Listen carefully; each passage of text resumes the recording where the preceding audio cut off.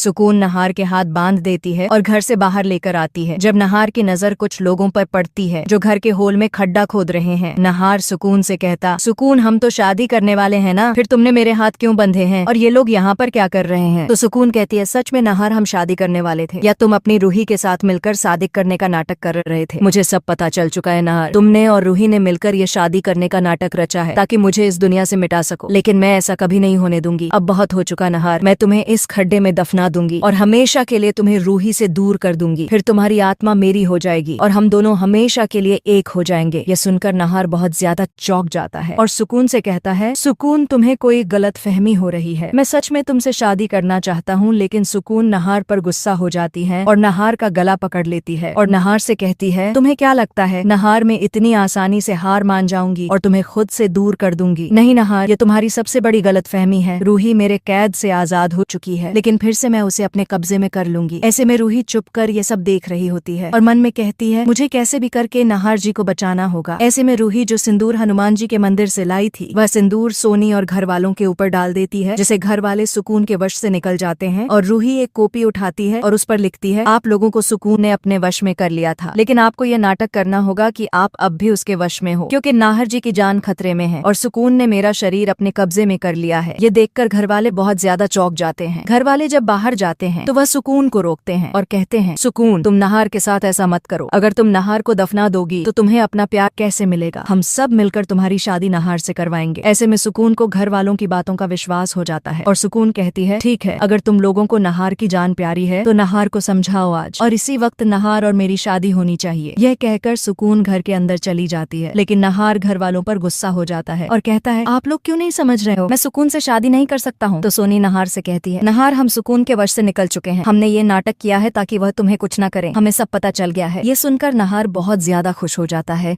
और घर वालों से कहता है, हम सबको मिलकर अब सुकून का सामना करना होगा और मेरी रूही के शरीर से सुकून की आत्मा को निकालना होगा। रूही सिंदूर की थाली लाती है और सबके हाथों में वह सिंदूर दे देती है और कहती है, यह सिंदूर ही सुकून की शक्तियों से हमें बचाएगा और उसकी आत्मा सिंदूर से ही मेरे शरीर से बाहर निकल सकती है। ऐसे में जब सब लोग एक साथ घर के अंदर आते हैं तो सुकून उनके हाथों में सिंदूर देखकर बहुत ज्यादा घबरा जाती है। कहती है, यह कैसे हो सकता है, तुम सब लोग मेरे वश से निकल चुके हो। लेकिन सुकून अपनी शक्तियों से घर वालों को नुकसान पहुंचाने की कोशिश करती है, पर पहुंचा नहीं पाती है क्योंकि सबके हाथ में सिंदूर होता है और सिंदूर की ताकत उन्हें बचा रही है। जब घर वाले एक एक करके सुकून पर सिंदूर डालते हैं तो सुकून तड़पने लगती है और उसकी आत्मा रूही के शरीर से बाहर आ जाती है, तो रूही अपने शरीर में वापस आ जाती है। लेकिन सुकून घर वालों से कहती है, चाहे कुछ भी हो जाए, मैं नहार को अपना बनाकर रहूंगी। लेकिन रूही यह ठान लेती है, कैसे भी करके वह सुकून की आत्मा को मोक्ष दिलवा कर रहेगी। रूही अपने शरीर में वापस आते ही गहरी सांस लेती है और नहार की ओर देखती है। नहार दौड़कर रूही को गले लगा लेता है और कहता है, रूही तुम ठीक हो? मैं बहुत डर गया था, तुमसे दूर होने का एक पल भी बर्दाश्त नहीं कर सकता। रूही की आंखों में आंसू आते हैं पर वह खुद को संभाल कर कहती है, नहार अभी खुश होने का समय नहीं है, सुकून की आत्मा अभी भी यहीं कहीं है और हमें उसे मोक्ष दिलाना होगा, वरना वह लौटकर फिर हम सब पर हमला करेगी। ऐसे में घर वाले एक दूसरे की ओर देखते हैं और कहते हैं, अब हमें क्या करना चाहिए? रूही कहती है, हमें सुकून के दर्द को समझना होगा, हमें उसकी अपूर्ण इच्छा को पूरा करना होगा, तभी उसकी आत्मा को शांति मिलेगी, तभी वह मोक्ष पा सकेगी। तभी नहार कहता है, लेकिन रूही, सुकून सिर्फ मुझे चाहती है, वह मेरे साथ रहना चाहती है, उसका प्यार तो एक जुनून बन चुका है, ऐसे में उसे कैसे समझाया जाए? रूही नहार का हाथ पकड़कर कहती है, प्यार कभी भी किसी का गला घोंट कर नहीं मिलता, प्यार बंधन नहीं प्रेम होता है। लेकिन सुकून की आत्मा यह समझ चुकी है कि वह तुम्हें पाने के लिए कुछ भी कर सकती है, इसलिए हमें उसके मन में दबे दर्द को निकालना होगा, तभी वह मुक्त होगी, तभी घर में फिर से शांति आएगी। तभी अचानक तेज हवा चलने लगती है और घर के लैंप अपने आप बुझ जाते हैं। माहौल में ठंड बढ़ जाती है, जैसे किसी अज्ञात शक्ति ने घर में कदम रख दिया हो। फिर एक तेज आवाज आती है और सुकून की आत्मा सामने प्रकट हो जाती है। उसका चेहरा गुस्से से भरा हुआ और आंखें लाल आग की तरह चमक रही होती हैं। सुकून कहती है, तुम सबने मुझे धोखा दिया, तुम सबने मेरी भावनाओं से खेला, तुम लोग सोचते हो कि मुझ पर सिंदूर डालकर मुझे रोक दोगे। नहीं, मैं नहार को हर हाल में अपना बना